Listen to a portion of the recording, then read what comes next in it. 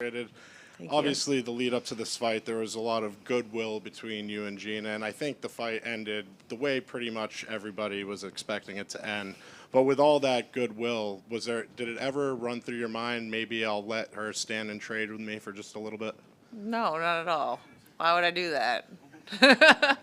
My husband and my kids are watching, like I come from judo, maximum efficiency, minimum effort. I told her, I said I wanted to try and, you know, give you guys the rowdy special tonight, and fortunately that's what I was able to do.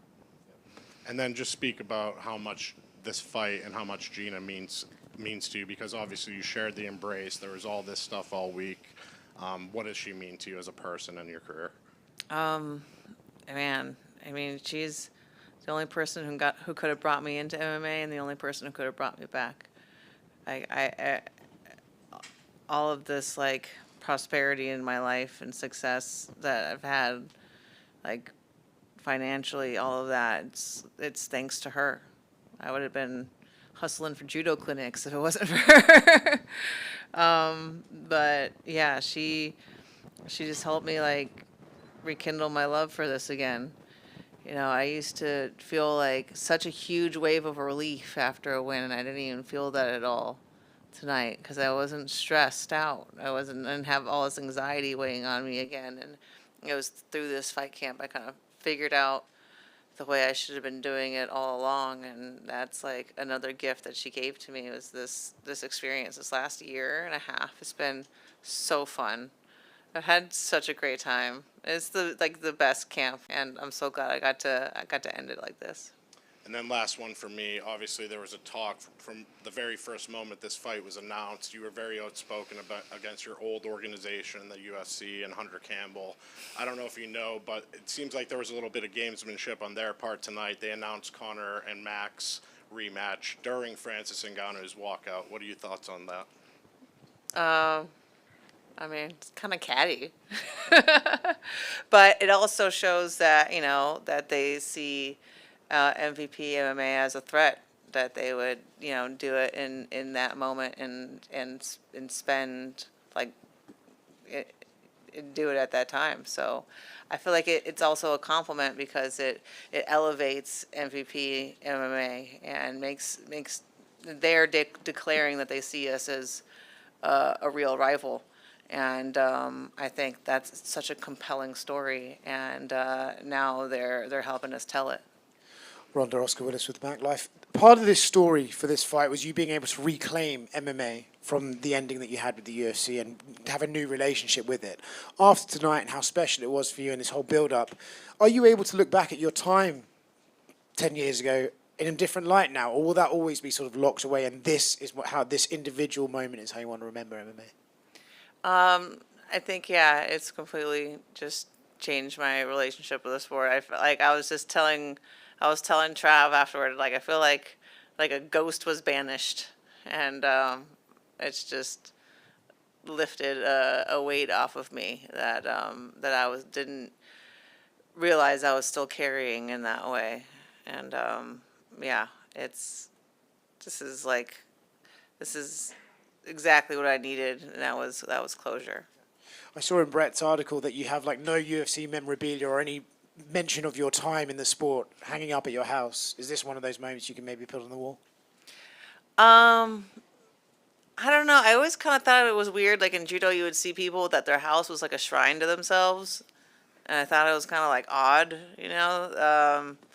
But the commission gave me like a framed like little sheet or something, like the official commission sheet. I might put that somewhere. I don't know, but I'm not like gonna go out of my way to like make and frame something to be like, look how cool I am. I know I need more room for like baby art. Right over here. David with Fight We're Live, and congratulations on the performance. You said at the very beginning of your career that you want to retire undefeated, and you could have done that. You became bigger than the sport, but you took so many risks in your career. You fought when you were taken in 50 million different directions. It seems like you now retire better than when you found the sport. Do you feel that vindication that and in contrast to your original idea about retiring undefeated, is this a storybook ending that you wanted? I think this is much better than retiring undefeated. I think I didn't really learn until I, went into pro wrestling and saw that, oh, if you retire with the title, you take all of that equity with you, and it would have been to the detriment of the division if I did that. And I think that's part of one reason why the 145-pound division is gone in the UFC, because it retired with Amanda, and I think it needs to be passed on, and that was a really selfish goal for me to have, and it was. I'm glad that I was, that my equity was able to live on past me and continue to give credibility to the division. And if I retired undefeated, I would have taken the credibility with me, and so it was the best thing for the sport. And do you plan on sticking around because, again, you're such a polarizing figure and you can do so much good. You could do even more. And it's selfish for me to ask, but are you planning on sticking around MVP? And do you have to beg? I don't know. We'll see how tonight did. We'll see if they want to continue, and I don't know. I'll see what kind of role they would have in mind for me, and if that fits with my plans for the future. Ronda back here, Andreas Hale, ESPN. Kind of piggybacking off of that, because you did play the role of promoter this weekend. How did it feel to be able to promote an event and the idea of being a mouthpiece for MVP? They said they want to continue to do this. Is that something that interests you after you have babies, of course? It's interesting. I don't know if I can really commit to it because I don't really know exactly what that would entail. How much they would want me to be around, how much they would want from me. But it would definitely, if it could somehow fit with my time with my family. We're going to be moving to Hawaii, and so it depends on how much of a time commitment they would need from me. But if there's a way to make it work, I'd be open to figuring something out. Last one for me. I mean, kind of going off of that as well, is maybe it's not as much of a commitment of time as just being a face of this company and helping promote. Is that something that you could do if it's not that much of a time, knowing that you can help the future of MMA by helping basically a competitor to your old company? Sorry, people freaking keep calling me. Sorry, what was the question again? I'm so sorry. I'm going to put this on Do Not Disturb. This is distracting me. That's what happens when you win. I know, right? You get blown up. No, I was saying if it's not that much of a time commitment, just being a mouthpiece or on social media or whatever it is, because ultimately you're helping build something that is a second option for fighters who didn't have an opportunity to fight somewhere else and make some good money before. Is that the part that interests you the most about this? Yeah, I think that that the UFC needs competition. It's the best thing for them, and I mean, I think MVP would be the best, organization for that role. And I want to help, but yeah, I forgot. I don't even have weed as an excuse this time. Yeah, it is, baby. I'm even getting the second hand right now. But yeah, I think even if I don't stick around, I really hope that MVP does in MMA, because I think it's important. And this event, it was incredible, and it breathed new life into the sport, and just like it just felt like the magic was back. Like Burt Watson gave all of us like a pep talk yesterday at the weigh-in, and everybody was like like circled around together, and it felt like we were really coming together, that this is the spearheaded by the fighters, and I think it's important, and yeah, I would love to help, but I think they could do it without me, just not as well. Because one thing I realized throughout this, I'm like, man, I'm really fucking good at promoting, and I was actually having a good time with it. So, but I don't know. I just know it from the role of a fighter. I don't know it from the role of a promoter. So I guess we'll just have to see. Ronda here, Josh Gross with SureDog. Just wondering about today. Did it feel like getting back on a bicycle? Sort of how different was this at all, or how familiar was it for you? It did feel like getting back on a bicycle, but it was so different because I just didn't have as much anxiety as usual. Like usually I would try to have a silent locker room and be like serious and all this stuff, and I was fucking just blasting Tupac on the way to the arena and going through my old neighborhood and just having just a great time. I mean, like, man, I'm fucking great at this and I'm gonna fucking kill it, and this is the last time I'm gonna be able to experience this. And I was just taking it all in for the first time instead of just powering through it. And I'm so glad that I got to experience it the right way, even if it was just once before the end. You're no stranger to attention. You've had the biggest platforms. You've participated with them. Netflix, what would you say that relationship was the experience for you? What did you get out of this Netflix partnership? Because everyone knows who Ronda Rousey is. So did they elevate you in any particular way? What do you think Netflix can do for mixed martial arts? Oh, I mean, the production for this has just been incredible. Like the countdowns that they did. I mean, the press conferences, even the weigh-in. If you looked at the arena and the cage, just the monitors on the platform, it just they did Netflix made everything like A-class all the way, every step of the way. Like they went all in, and just with advertisements and the Randy's Donuts, and we partnered with Capcom to make Street Fighter themed shirts. Like I miss cool MMA shirts. I'm so glad we got to do something like that, and it was just I think what Netflix brings to the table is they really put the effort into making this one event feel like a premier event, and just everything was like the best it could be all the way. Hey, Rana, congratulations on the victory back here.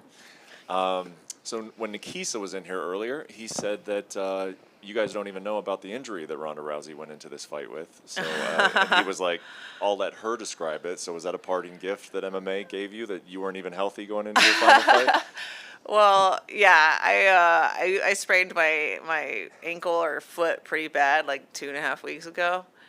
But it just made me think of when my first injury as a kid. I broke my big toe in judo, and my mom made me run laps around the mat for the rest of the night. And she said, you don't know if you're going to get hurt on the most important day. You could get hurt the day of the Olympics. You could get hurt when it really matters, and you need to know that your body listens to you, not the other way around.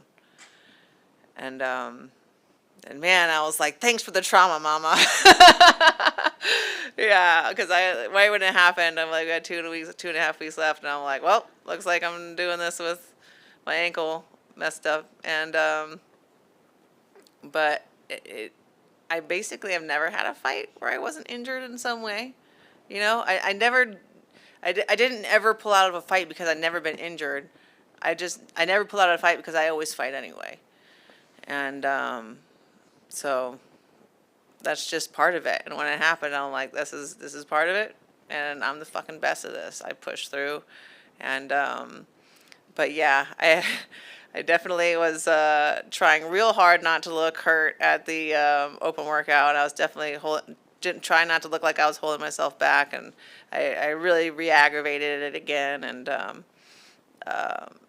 yeah, I had to dig deep this week. And I was trying so hard not to limp. And at the weigh-ins, it was in the morning. It's usually the worst in the morning. In the morning, I was trying so hard not to visibly limp in front of people. So, but hey, I slipped it in there. I got it done. I got it done anyway. And yeah, no one was really the wiser. So, but I think that's just part of performing at the highest level. You have to push through. I don't know how much you'll have to say on this one, but obviously so much of the talk building up to this one was on fighter compensation and just the revenue split. And then you had even told me that it was, a goal of yours to set new standards, for women's MMA and women's combat sports. what can you say about your compensation for this fight? And the number came out from the California State Athletic Commission, but we don't know if that's all of it or a portion of it. What can you say about your compensation for this? My compensation, well, I was compensated not just for my fighting services, I also was promoting this event as well. So I think it's literally on the contract that I'm not supposed to tell people, but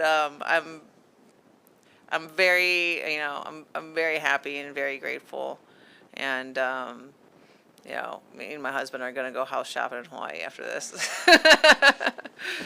And then last thing, you said your phone was going off. I'm very curious. Are any of those from Dana White? Did you hear from Dana White since the fight? He did send me a text this morning. He sent me a text and he said good luck, and that he hopes me and Gina kill it. And I just told him how much it meant to me to hear that from him. And yeah, he's been an incredible friend to me, and I'm here because of him, and I am eternally grateful, and I really appreciate him, giving me his blessing to go out and do this on my own. Congratulations again. Thank you. Great article, by the way. Jorge Alonso, BroBible.com. There were a lot of great fights tonight. Mike Perry, Nate Diaz, Francis Ngannou. I know you were busy tonight, but did you get to watch anything backstage? Yeah, I was warming up at the same time, but I was peeking over. Any thoughts on the fights tonight? I love that we had so many finishes, and yeah, I'm really, really proud of how everybody did, and I'm so incredibly grateful to Francis and Nate and Mike and Felipe for sharing that top spot with me and Gina. They can definitely headline without anybody else, and the kind of humility that they show to share that top spot with us, it's really humbling, and it's such an honor, and yeah, I'm so grateful to them, and I feel like for all the fights that I saw on the card tonight, it reignited my love for MMA again, watching it as a spectator. It was a great time, and man, I saw some great performances. All right, last one for me. You talked about changing the MMA landscape. John Jones was here tonight. He talked on the broadcast about wanting to get out of his contract to fight Francis Ngannou. I just want to say, do you have a message for him or any thoughts on that situation? I mean, I think it would be incredible to promote the two of them, but yeah, I mean, it is such a shame that he's stuck where he's at, and I feel like if you're an independent contractor, you should be able to be independent, and I think it's unfair that he's not paid as an employee, but he can't go out and work for whoever he wants. It's I don't know. I just feel like it's wrong to hold him hostage like that. And I don't know how long is left on his contract, but do you know? 3 years. Yeah, it's a shame. I feel like if you're an independent contractor and you're not an employee, that you should be able to fight wherever you want. But that's not up to me. Ronda, congratulations over here. Congratulations on your performance tonight. I've had the honor of covering your career through the UFC, so I was personally really excited to see you come back, so congratulations. I just want to ask, though, you've been an athlete your whole life, a competitor. You want to have another baby now, but after that, do you foresee a moment where that competitive sort of mindset comes back in and there's something, whether it's MMA, whether it's boxing, whether it's any other form of sport you foresee yourself wanting to do in the future? In other words, are we going to get to see you compete again at some point in something? Oh, man, it's just, well, thinking 2 more babies. But oh God, that's the thing that sucks. I'm just so good at everything. It's there's just, I feel like there's just a point where you could always do more, and but I would totally kick ass at combat jujitsu. Just saying. But no. I'm good. I'm not gonna. I don't think so. Watch this space. And just lastly, I wanted to ask, you talked about sort of like blasting the music on the way to the arena, but when it came down to your hands being wrapped and walking out towards the cage, what's going through your mind at that point? Could you take it all in? Are you feeling nostalgic? What are the thoughts and emotions? Oh, I was loving it. I was thinking I'm the best in the fucking world at this, and that I'm meant for moments like these. I was raised for moments like these, and this is what I do better than anybody else, these high pressure situations. And yeah, I just felt like I was doing exactly what I was meant to be doing, and it was a really amazing feeling to have again, and I was just trying to absorb it and take it in for once. And I'm so glad that I did this, but I'm also ready to move on now, and now without any doubts, now I can like move on and know that this is the right time, and I'm just so ready for what's next. Just right here, Ronda. Since you left the octagon 10 years ago, we didn't saw any woman in MMA getting close from you in terms of hype and greatness, I want to tell.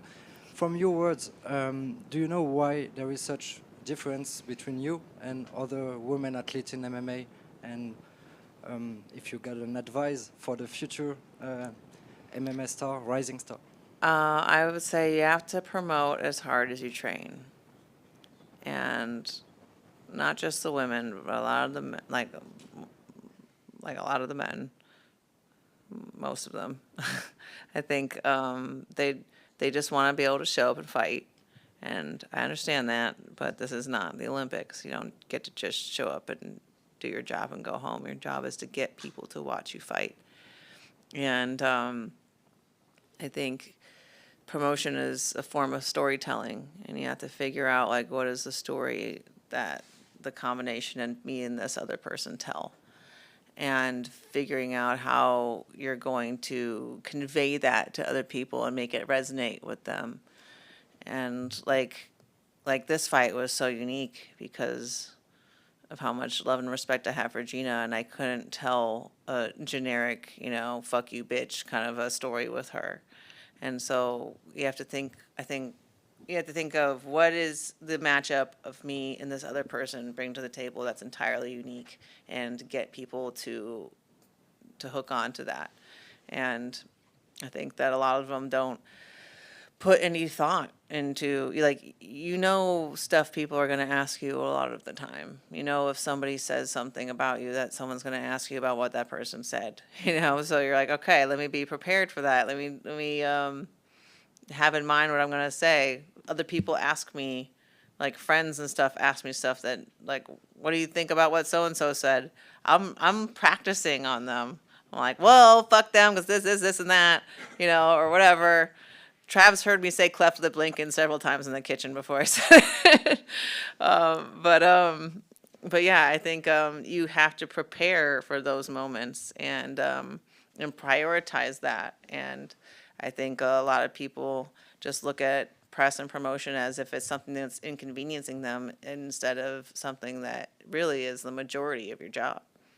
Last one for me. At the second, the official weigh-ins, we saw you switch in fighting mode, as back in the days when you walk out as well. Wasn't not so difficult to switch in fighting mode with all this good energy all this week with Gina? Oh, hell no. Like, the flipping the switch is like one of the best thing, like one of my best attributes. And yeah, I don't need to hate somebody to give them the best that I have. But yeah, my mom used to make me actually go to sleep between matches at judo tournaments. And she would wake me up from a dead sleep and be like, okay, you have to go. And I would wake up from a dead sleep and then I would go and fucking try and beat the shit out of somebody. And she would famously would jump on me while I was dead asleep and try to armbar me in my sleep. And she just taught me, she's not only is she a world champion in judo, she also has a PhD in like educational psychology. So she knew just how to to fuck with me to get those kind of responses. So I've literally been like trained and conditioned my whole life to be able to flip a switch and go from like having a good time to, kill mode. Hey, Ronda, right here. Gabriel Gonzalez, Cage Side Press. History in the UFC for MMA, history in the WWE. Now you talk about, I'm going to go ahead and just, grow my family. When you step away, you tend to be very private, and I wonder, you've obviously made all this history, you get these big platforms, and you're very good at being, a public figure and promoting and everything. At home, do you ever just miss it? Is it ever just the noise, the crowd, the attention? How does Ronda Rousey get up every day and not have these big goals to kind of motivate her? Well, I have goals. I do have big goals, but they're not always, for the public and other people to see. And yeah, I mean, like fame and all that kind of stuff, it's a hustle. I don't enjoy making social posts every day. The collab button is the best fucking thing that ever happened to me. I'm like, collab, collab, collab, collab, collab. I ain't doing shit. Cause it's work and you have to put thought into it and stuff like that. And so people are like, where are you? Where have you been? I'm like, I just don't feel like posting on social media. I'm not going to go out of my way to give interviews if I don't have something to promote, And so, yeah, I mean,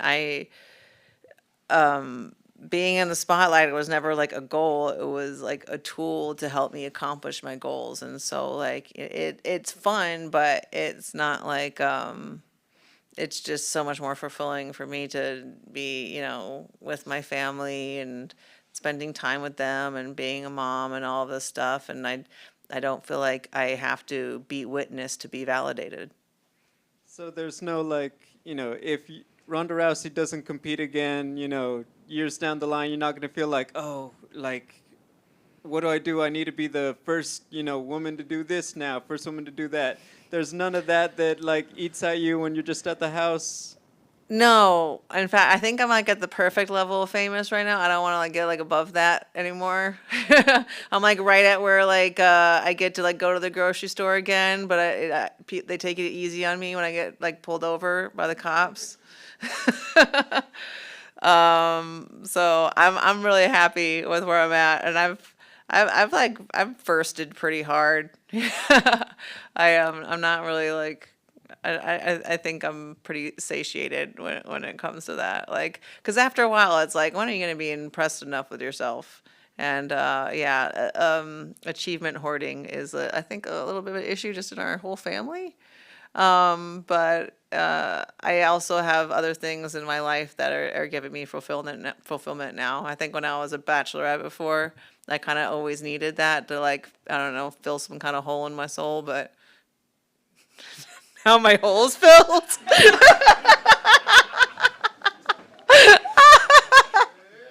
Oh, man. That was my husband laughing the loudest in the back right there. I had to find him yeah. Yeah, you. Anyway, on that note, Ronda, Alex Buna with MMA Mania. Most MMA fighters don't get to retire on a win, and then considering what happened in the UFC and you coming back and ending your career on a win, what does that mean to you? Man, I mean, this was just the best experience to walk away on, and yeah. It couldn't have been better. The whole build, my opponent Gina, and it was just like it was just kind of like a feel good experience all the way around. It was a feel good story. It wasn't like every time I had to come to a press conference, I'm like, oh, I gotta fucking talk about this bitch and and be in front of this fucking cunt and all of this stuff, and like I'm helping out this bitch, and like, you know, it was like, oh well, I'm actually helping out someone that I really love and care about and enjoy spending time with, and we have like great chemistry and stuff like that, and it was great. And it was like, and she knows how to like dress and present herself. So every press conference, it was just like a fucking runway. We're like, well, who's gonna like, we're just getting progressively hotter. So let's just, yeah. It was really fun. It was like playing dress up at the same time, and like promoting, having fun with it, and taking like everything I learned from pro wrestling and bringing it back into MMA promotion was really fun. And, you know, cutting some fucking promos and going out and in like my hometown and having a match like that, man, it can't get any better than that. I've peaked and I'm walking away. I'm walking away. Thank you. Thank you guys. When was the last time you got pulled over and got out of the ticket because you were Ronda Rousey? Actually, last time I pulled over, I got a ticket because Jessamine Duke. I got pulled over because there was something going wrong with my car, and I usually have tinted windows in a higher car, and I was on my fucking phone. I was actually talking to Trav, and then I was like, da-da-da-da-da. I look over, the cop's looking right at me. I'm like, oh, fuck! And so then he made me pull over, and then he pulled over, and then another cop car pulled over. I'm like, oh, this is good or bad, I know. And then I cut over, and he's like, hey, do you know Jessamine Duke? I came to the call one time that she like got in a fight with a bunch of people, and she got hit with a baseball bat and all this shit. And I was like, oh yeah, I'm great friends with Jessamine Duke. He's like, okay, cool, stay off your phone. I'm like, cool. So yeah, that was because of Jessamine. So thank you, J Duke, for getting me out of that. Thank you guys.